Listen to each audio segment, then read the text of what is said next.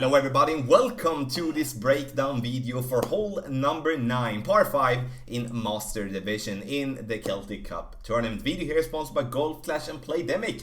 So let's go. I'm going to I've been playing the power slice a lot, and I also suggested the power slice in the playthrough. But the power slice is tough, and the power slice, requires some tweaks depending on what type of wind strength and everything like that. So in this guide, I'm going to first and foremost gonna put off the slice here that you can see that we're gonna have the white ring by the rough line to the left. We stretch out, and that we do have as a reference point. And depending on the wind here, we're going to change ball. If we would be having like a 15, 16 in wind, we need to reduce and need to play with another ball. And the plan is, as you see, the second bounce in the rough on the other side and to roll out. So what do we do then if we don't want to play the power slice? Because that is what many people or many players has been asking me, and I've been actually asking myself there, because I'm kind of like, especially going out of bounds on stream yesterday, kind of like, I want to play a normal shot where I can, rely on it even more. So I'm going to show you a normal drive. I call it a normal drive based on that we're not going to play any power slice. Max top spin and 3-bar side spin to the right. And the 3-bar side spin is something that you're going to play with all the time, no matter what type of club you're having. You can see 15.2, and I'm going max curl, but I'm also removing just a tiny little bit of overpower, because otherwise we might go too far.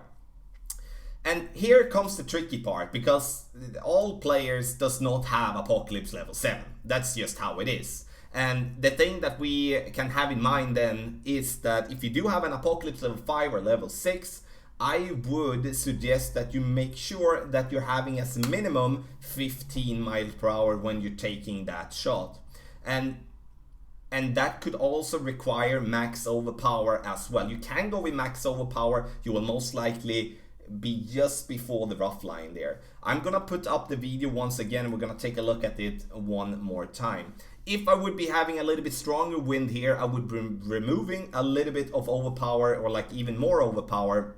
And I think as well, the most important part here is that you can see that I'm not adjusting for the ring. So I'm using a reference point and then tweaking from there depending on what type of strength that I'm having.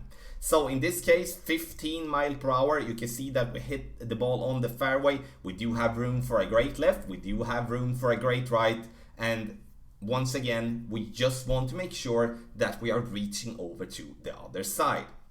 So we take a look at the aiming position, and here we do have Apocalypse level 7 as a reference. We use the rocks, as you can see there, that I've circled in with that purple circle. So white ring just by those rocks. That's going to be our starting point. If we would be having a lower wind, then we need to move more to the left, as then we are not gonna have to adjust that much. If we do have a higher wind, we just move out a little bit to the right.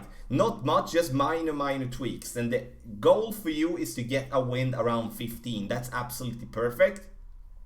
And then you're gonna do fine. So I wanted to show you this approach, as I do believe that the normal approach for those of you having an Apocalypse level 5, 6 or 7 is going to somewhat be a little bit more reliable than playing the power slice.